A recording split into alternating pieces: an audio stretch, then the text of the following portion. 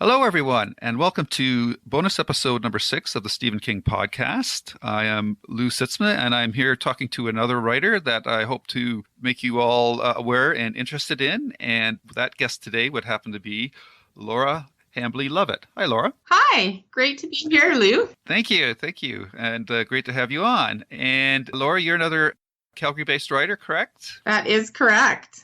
And can you tell us a little bit about yourself, your job, your family, and whatever that our listeners might find of interest? Sure, absolutely. So my primary career is a psychologist. Okay. I have a doctorate in industrial organizational psychology, which is psychology of business and workplace. And I have a master's degree in counseling psychology. And I run 3 businesses in the field of psychology, one in Calgary, one out of Toronto, and one that's more global.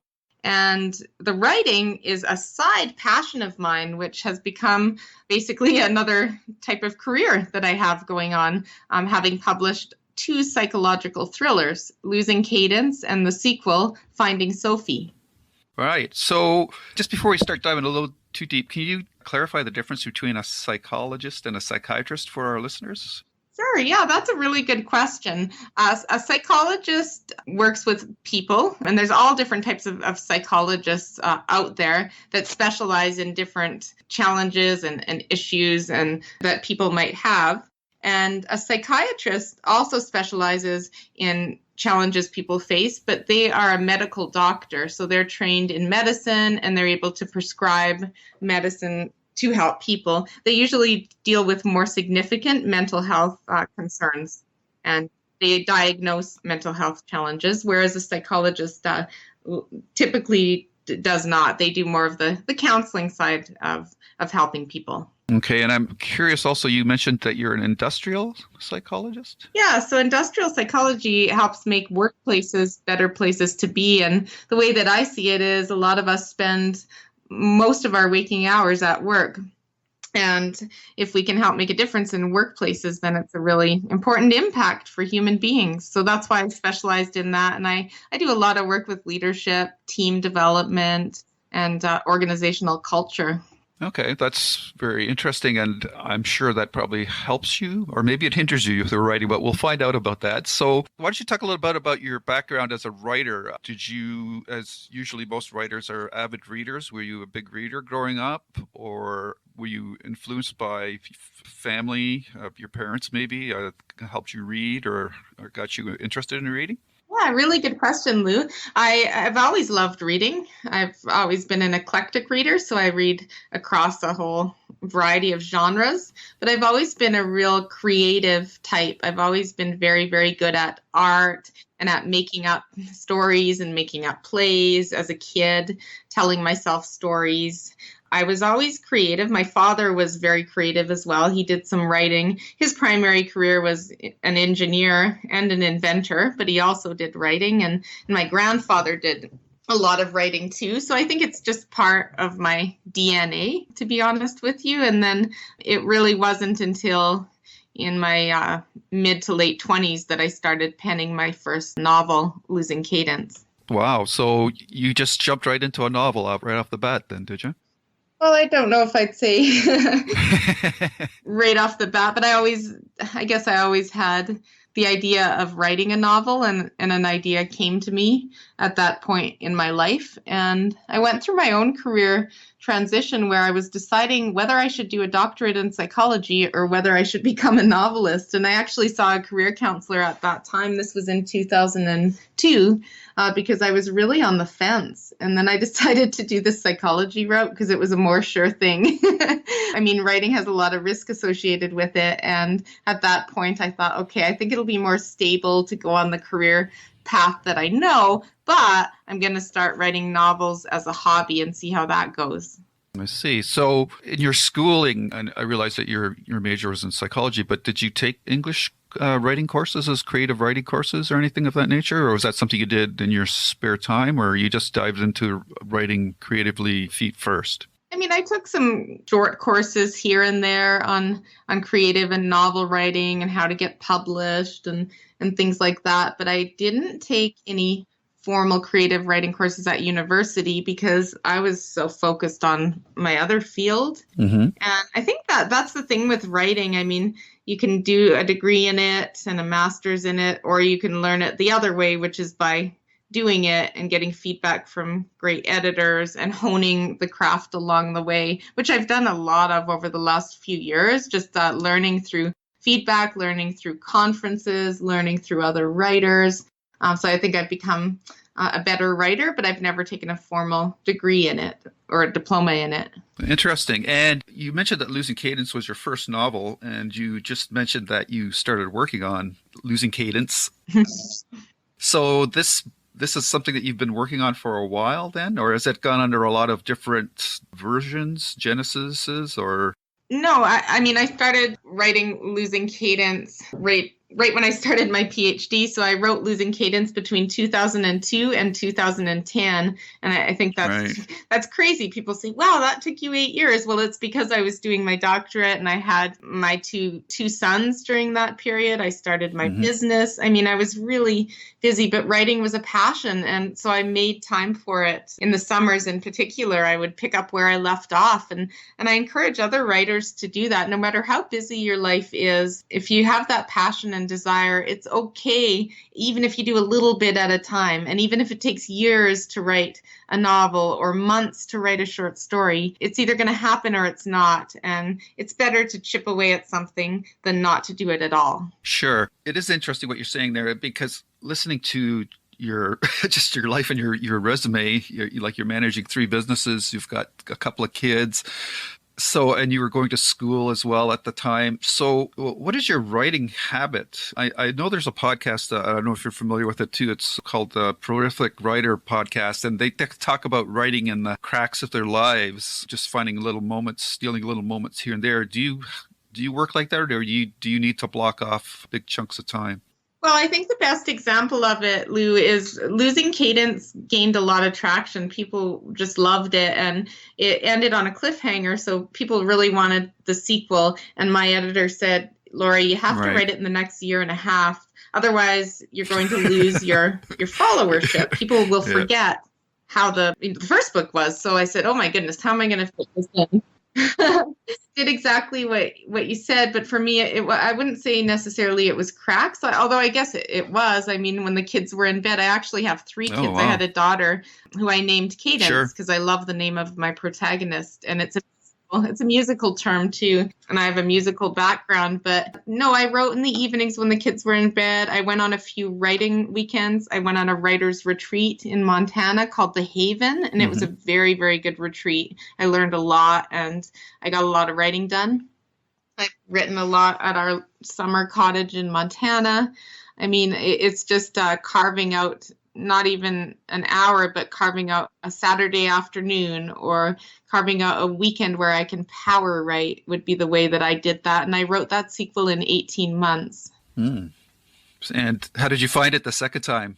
Easier or harder, even though you had a compressed time frame? Easier. I think the first book, being a psychologist, we're very, very wordy. We describe human behavior in a lot of different adjectives. Yes, I was going to ask you. Yeah, I was going to ask you about that. But, when you describe people are complex, and when you're describing them, you got to use a lot of words in psychology, especially if you're writing a report or in a session or doing training.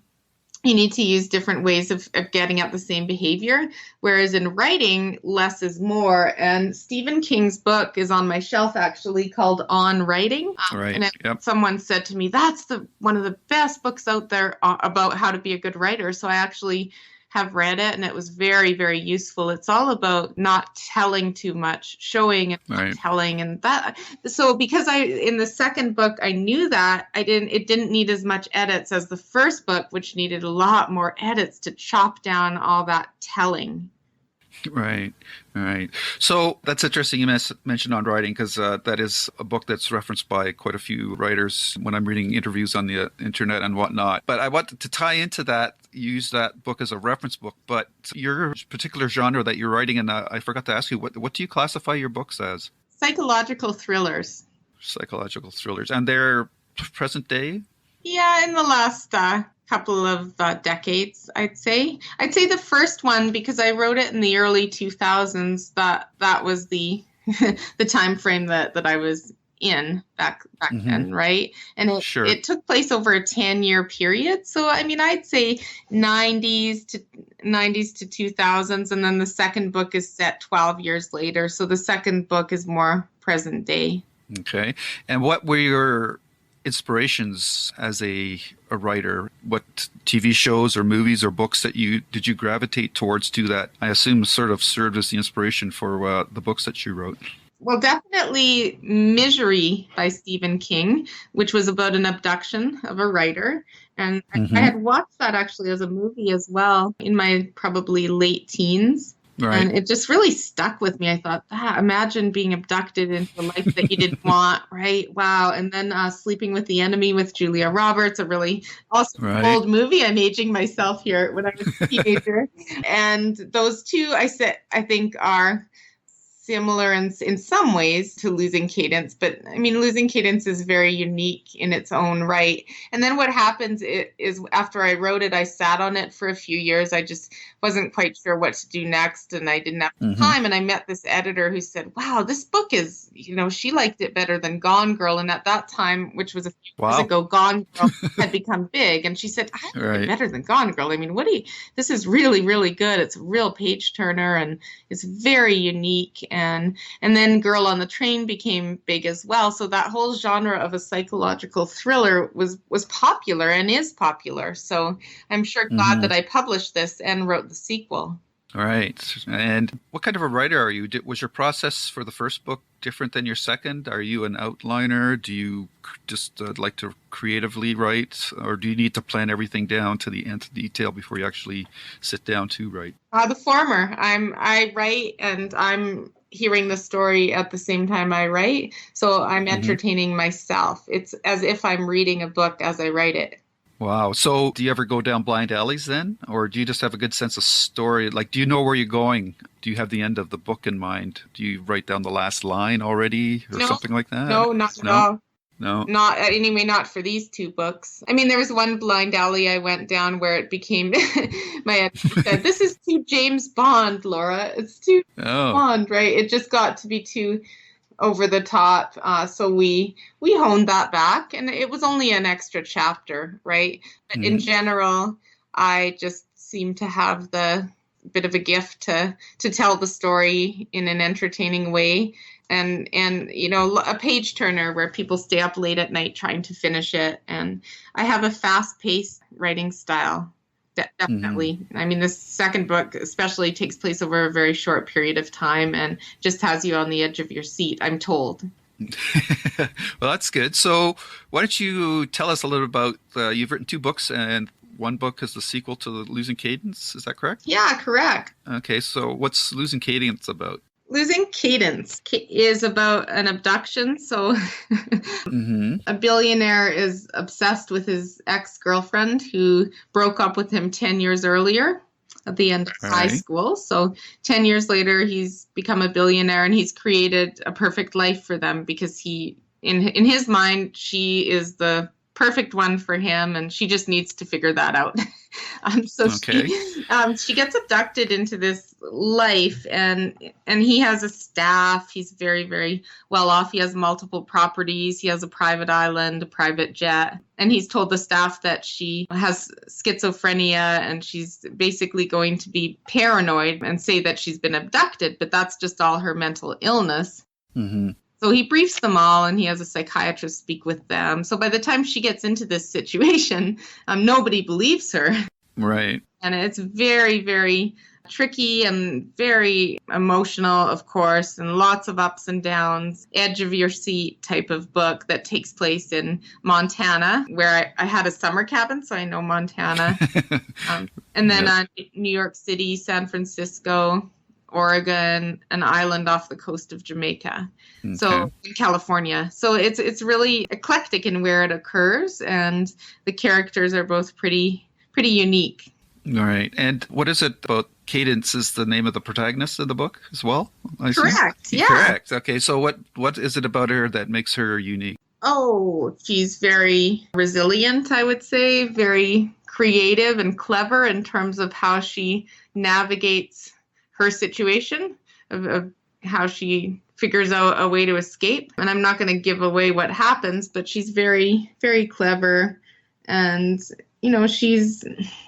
it's a challenge. It's definitely, there's lots of ups and downs, but I really admire her as a strong woman. Right. And what's her occupation? She's a professional musician. So Okay. she's a flautist with a symphony, so an orchestra. Ah, okay.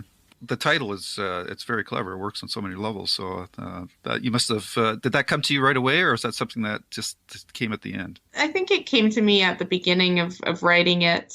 And Okay. that term cadence is a musical term, of course. And it's a name that not many people knew about. And it was funny. So I named my daughter that.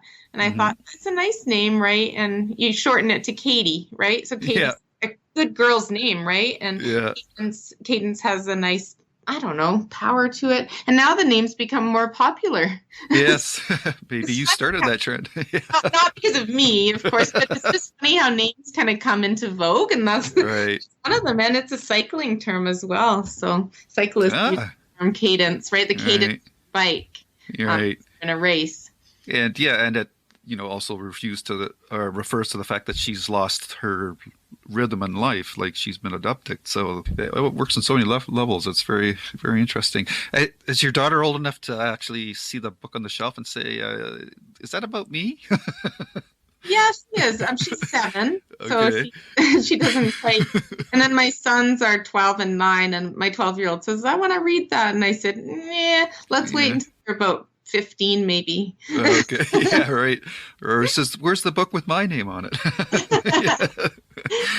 You're about 15, because there's some, stuff in there that I don't think is, appropriate for kids. Right. For sure. Yeah. Okay, so that's your first book, and now you have your sequel out, and it still features the same protagonist? It does, and another protagonist, which is her daughter, Sophie. Oh, okay. And what's the book called, sorry? Finding Sophie. Finding Sophie. Ah, interesting. I see a trend going here.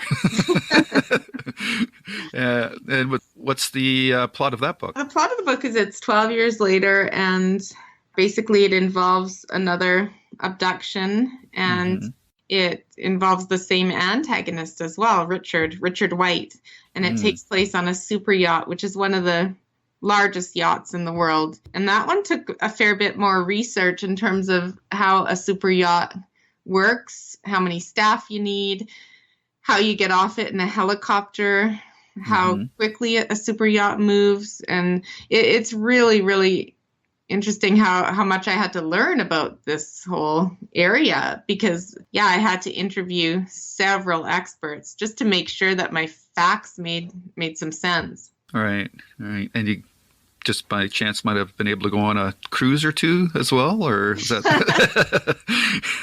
Oh man, no, I didn't. No. Didn't go on a cruise, but we were in San Diego. I was there for a conference for work, and I was on the lookout for yachts, and there was a massive yacht dock there by the U.S. Midway, and I got to see it. But then the next day when I went to take pictures of it and prowl around it, I guess, it had gone. But apparently it was some Saudi prince or so. I mean, it was like a cruise ship pretty much, but that's what I envisioned for this book. Right. So you've got this book out, and was this out, was it last October? It was in November. So the release of Finding Sophie was in November. And I have a book trailer, actually. And the book trailer is a really neat way of, you watch it for 1 minute and it shows you the first book, what it's about. And then it goes into the second book a little bit. And it's really been a good way for readers to take a look and see if it would appeal to them. Yeah, book trailers are an interesting art form too. So maybe you could touch on that. That's actually a nice little segue. How was the marketing for these two books for you? The market has changed quite a bit since you started writing, but it's gone to a much more of a self-publishing model. Is that something you entertained, or you found a traditional publisher? I ended up self-publishing the two books. Okay. Although I'm in the process of looking for an agent, a film agent. Because Okay. those books are meant for the big screen. And that's what my readers say. Oh my goodness, I could totally see these as a movie. And I said, that's exactly what I saw in my mind. Right? Right. That's totally. And I think Stephen King writes the same way. I mean, The Stand is one of my favorite books ever. Right. When I read The Stand, you can just see it. You can see the images, right? And then, of course, there's the movie, The Stand, and it may not look exactly the way you read it as a reader, but it's totally meant for the big screen, right? Yeah. And so I'm excited to do that and pursue that for sure. Okay. And so as a self-publisher, how did you find that? That was a new skill set that you had to learn? I did. So my editor worked closely with me. I have my business as my business is, and I don't have a lot of time. So she helped me navigate all of that. And I would say to other writers that there's a lot to navigate. Talk to as many people as possible who have gone before you, right? Mhm. Get lots of data points as you're making this decision of whether to get an agent. Try for an agent. Getting an agent is tricky. It's not impossible, but it's tricky. All right. But figuring out this whole world, and I'm still figuring it out with book 2. So I'm in a break from writing where I'm focusing on the marketing and the film agent path right now. But it's an endless learning for me in terms of where do you focus your marketing? Is it on social media? Is it on mainstream media? Is it on other avenues? And to what extent do each of those avenues help build your readership? Right. And I suppose you've curated a mailing list as well over time, or? Correct. Yeah, absolutely. We have a monthly e-newsletter, and I say we because I have a team. I have a great assistant who helps me with every step of the way in terms of getting that newsletter out, helping me with social media. And then Mickey Mickelson, my publicist, is amazing, helps me get opportunities I wouldn't otherwise have time or connections to get. Right. Okay. So you're at this point now that you've got both of these books are available, correct? Correct. Yes. And where can they be found? So authorlauralovett.com is the website. So Lovett with 2 T's is the website, and it talks about where the books are. But of course, they can be found on Goodreads, Amazon, Indigo Chapters, Kobo, Kindle. So they're basically on all the major resellers. Okay, And very good. certain, Indigo stores carry them as well in certain cities. So I was in Edmonton a few weeks ago doing my book launch in Edmonton. So it's carried in different stores there. It's carried in certain Calgary stores. It'll be carried in Toronto. I'm off to Toronto on Tuesday doing a book launch there. Very good. And what you said you're sort of in the marketing phase right now, so you're not really writing at the moment. Is this a 2-book series, or do you foresee this going 3 books or more, or do you have a definite arc in mind for it? And Well, I'm going to say it's a surprise. okay. My readers will have to figure that out at the end of book 2. Okay. They think it's going to happen. I don't want to give it away, but basically I plan to write more in the future, more books in the future. I love writing. Mm-hmm. It's a passion for sure. I just, when you're trying to balance 2 careers, I just have a finite amount of time, and I want to put that time into really trying to give these 2 books the best possible shot at a film deal. Okay. Down the road, do you have other stories in mind for other books or other series or anything of that nature? Yes, I have ideas percolating. Uh-huh. For sure. I have ideas on the mind. I think there's never a shortage of ideas for me. It's a shortage of time to execute. Right. Yeah, I can believe it. You sound like you have a very busy life. So it's pretty amazing that you've gotten 2 books out already. Well, and I try to encourage other people. If I can make time for this, then you can make time for it, right? I try to be inspiring in that way to others as best I can. And yeah, again, I think there's a lot of people that have book ideas and they have time, but they just can't get it moving because maybe they're trying to be a perfectionist about it, or maybe it's fear-based. But I'd say go ahead and write and take it from there. Make the time for your passion. Right. Just a little more into your writing process. So you have when you finish your first draft, I don't know because of the timelines you're on with the second book. Did you let the book sit in a drawer for a couple of weeks before you came back and did the second draft? And at what point do you send it out to your beta readers? And how does that work for you? Well, it was different for each of the two projects, right? Mm-hmm. But I would say for the second book, just because it's more recent, right? This is over the Sure. last year and a half. It's fresh on my mind. Yep. I had my editor, just because our timeline was tight, she reviewed it as I went along. She'd review Oh, okay. probably 3 chapters at a time. And that way, if something felt off course or needed a change, it would be more efficient because it wouldn't be at the end that I'd have to revamp the whole thing or something. Right. So that worked well for us. It really did. And like I said, it only went off course once, but yeah, it worked. It worked well. And then I had beta readers. So to answer your question, once it was edited by my editor, and then we had 5 beta readers go through it. And how did that work out for you? Oh, that was great. Really good. Because each of them brought a different spin and a different angle, things they noticed, things they looked at. And then I had an editor. We worked with Cascadia Author Services out of Vancouver. I had a great editor there, actually, that did more of a line edit on it. And that was useful too, and caught some other things. I think you need to have multiple editors really for something that's, I don't know, I think it was 90,000 words or 85,000 words, let's say, something like that. There's bound to be things that your editor doesn't catch, and it's okay to have multiple editors involved, and I think you should. Right. Did you have it sounds like you've done most of this on your own, but did you have a mentor beyond your editors, or was that strictly really your editors that helped you out? I would say I've had several mentors. I mean, I'm the type that builds connections and networks. So I've attended the Surrey International Writers Conference a couple of years in a row. I did that Haven Writing Retreat with a New York Times bestselling author. And then I've met other authors along the way and developed relationships. Our Creative Edge group, run by our publicist, Mickey, has 40 authors involved. And you just get to know and get to learn from other authors. And I find that a lot of writers are very generous in terms of advice and sharing resources. It's a very helpful community.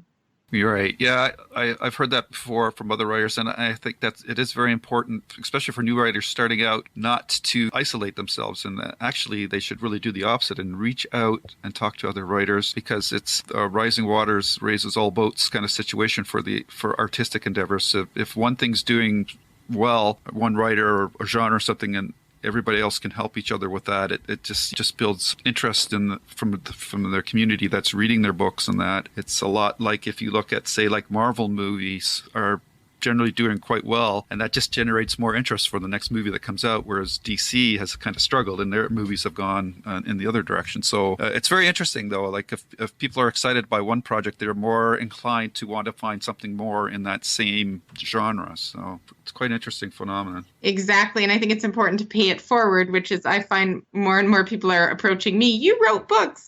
I want to write books, right? Can you give me advice? And then I'll do my best to give them advice, but also to connect them with others. And it's all about giving back to this community. And I'm really happy to support some other writers. And I think I've read more than ever just by meeting all these writers and reading their stuff. And it's just been great. So much great stuff that I've read from this community. Yeah, and interaction with the community really recharges your battery, and for the times when you do have to be by yourself and actually doing the writing. So it's a win-win situation for everybody. Exactly. Well said. Thank you. So I think I've covered everything. If there's something that I missed out that you would like to mention at this time, please feel free to do so now. No, I think that it was a great discussion, and I'm really excited to be part of the podcast. Oh, thank you. And you're doing a great job at spreading the word on different authors and different books. So yeah, keep it up, Lou. Okay, thank you very much. I wish you all the best with your searches for getting these books that you've written produced as movies, or maybe Netflix specials. Who knows in today's world, right? So that would be an avenue I imagine you'd be interested in as well. Yeah, I think you got to be open-minded to anything these days, really. Yeah, and I think a lot of the better work is being done on TV and streaming services, and movies for a large part have been taken over by the big budget special effects kind of things. So it's a very interesting marketplace today. It is, and constantly evolving. Yeah, have to stay on your toes, be nimble. For sure. Yeah. But yes, thank you for your time. And thank you. It was a lot of fun talking to you, and all the best success with your future works. okay, you too, Lou. Take care. Yep. Bye-bye. Bye.